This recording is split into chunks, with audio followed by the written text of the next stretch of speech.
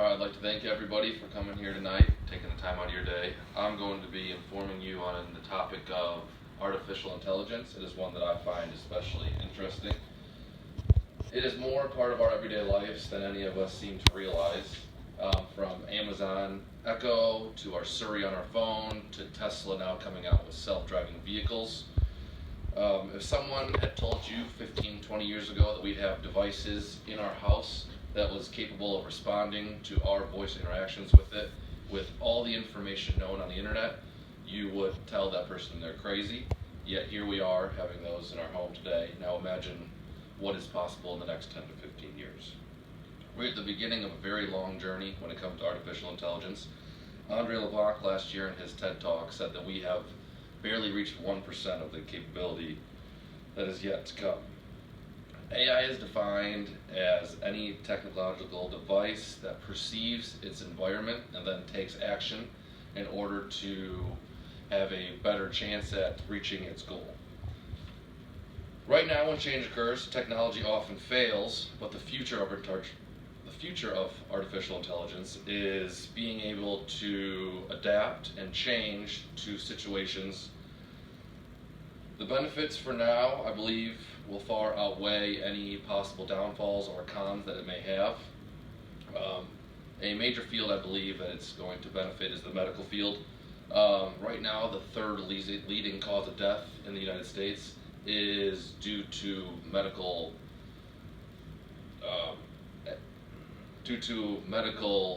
complications, according to Jen Christensen on CNN.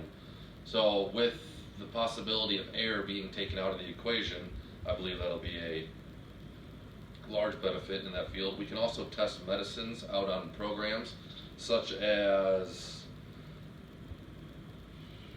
seeing how the human body will react to it, rather than testing on humans and rats.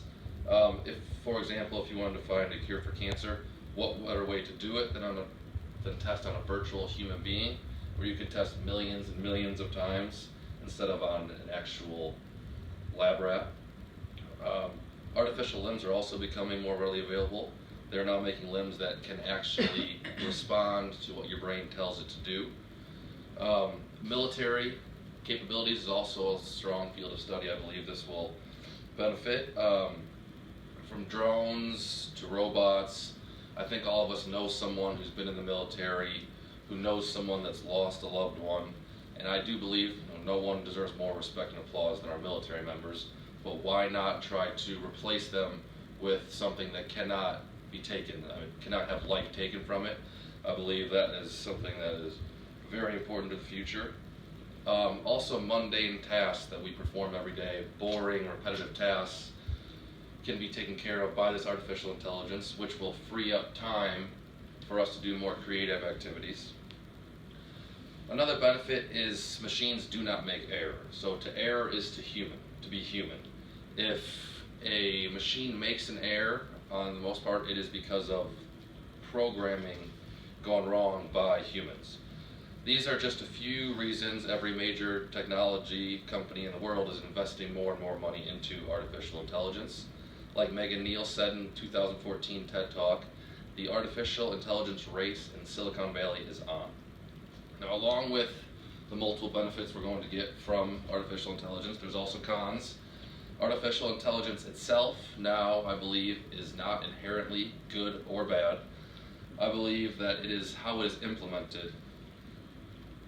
Elon Musk in his 2014 TED Talk said that mankind's biggest threat is artificial intelligence, and we need to be careful not to summon the demon. I believe that a solution to this problem would be a national and international regulatory oversight committee so that these problems Elon Musk is speaking of do not come to fluidity. He is at the forefront of his field of technology, so it's something I believe should be taken into consideration. It is a technology that can benefit us in hundreds and thousands of ways, but I don't think we should overlook the possibility that it comes with those cons. Of course, job loss is going to be another major topic of debate when talking about artificial intelligence. There's no way around it. Jobs for less skilled workers are going to be taken over, as you can already see in McDonald's, where you're able to order from screens.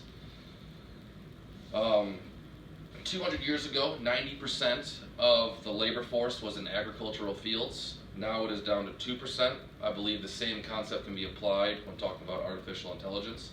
I think that with the loss of those jobs, we will create more jobs that we have no capability of foreseeing right now, but they will become readily available.